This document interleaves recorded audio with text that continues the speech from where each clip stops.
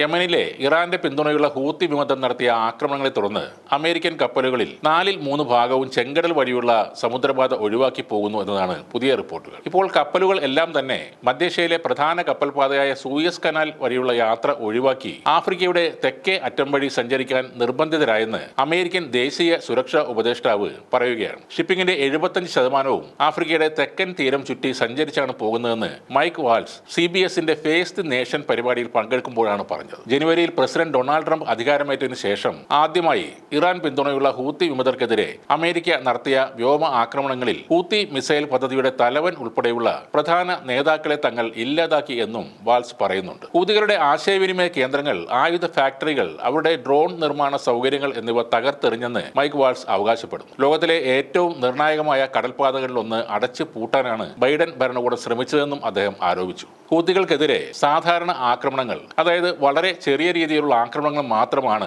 ബൈഡന്റെ ഭരണകൂടം നടത്തിയതെന്നും വാൾസ് കുറ്റപ്പെടുത്തി. യമനിൽ എല്ലാ ദിവസവും രാവും പകലും ഇറാൻ പിന്തുണയുള്ള ഹൂത്തി കേന്ദ്രങ്ങളുടെ ഒന്നിലധികം സ്ഥലങ്ങളിൽ അമേരിക്കൻ സൈന്യം ഇപ്പോൾ ആക്രമണം നടത്തുന്നുണ്ടെന്ന് സൈനിക ഉദ്യോഗസ്ഥരും പറയുന്നു. LSEG ഷിപ്പിംഗ് റിസർച്ച് പ്രകാരം ആഫ്രിക്കയുടെ തെക്കേ അറ്റത്ത് ചുറ്റി സഞ്ചരിക്കുന്നത് യൂറോപ്പിനും ഏഷ്യക്കും ഇടയിൽ ഒരു കപ്പൽ കടന്നുപോകാനെടുക്കുന്ന സമയം ഇരട്ടിയാക്കുമെന്നാണ് കണക്കാക്കപ്പെടുന്നത്. ഇത് ഏകദേശം $1 മില്യൺ ചെലവും വർദ്ധിപ്പിക്കുന്നുണ്ട്. ഇസ്രയേൽ ഗാസ യുദ്ധം ആരംഭിച്ചത് മുതൽ പലസ്തീനികൾക്കുള്ള ഐക്യദാർഢ്യം പ്രഖ്യാപിച്ചുകൊണ്ട് ചെങ്കടൽ വഴി സഞ്ചരിക്കുന്ന അമേരിക്കയുടെയും ഇസ്രയേലിന്റെയും കപ്പലുകളെ തങ്ങൾ ലക്ഷ്യം വെച്ചു കഴിഞ്ഞു എന്നാണ് ഹൂതികൾ പറയുന്നത്. ഇതിനെതിരായ നീക്കം എന്ന നിലയിൽ യമനിൽ അമേരിക്ക നടത്തിയ ബോംബാക്രമണങ്ങളിൽ 50-ലധികം പേർ കൊല്ലപ്പെട്ടതായും ഹൂതികൾ തന്നെ അറിയിച്ചിരുന്നു. വടക്കൻ ചെങ്കടലിലെ USS ഹാരി എസ് ട്രൂമാൻ എന്ന വിമാനവാഹിനി കപ്പലിന് നേരെ മിസൈലുകളും ഡ്രോണുകളും പ്രയോഗിച്ചതായി കഴിഞ്ഞ ദിവസവും ഹൂതികൾ വെളിപ്പെടുത്തിയിരുന്നു. എന്നാൽ ആ ആക്രമണങ്ങൾ എല്ലാം തന്നെ പരാജയപ്പെട്ടു എന്നാണ് NBC റിപ്പോർട്ട് ചെയ്യുന്നത്. ഇസ്രയേൽ പ്രധാനമന്ത്രി ബെഞ്ചമിൻ നെതന്യാഹുവുമായി നടത്തിയ ഫോൺ സംഭാഷണത്തിൽ American state secretary Marco Rubio ഹൂത്തികളുടെ ഈ വിഷയം സംസാരിച്ചിരുന്നു. ഹൂത്തികൾക്കെതിരായ സൈനിക നടപടികളിലൂടെ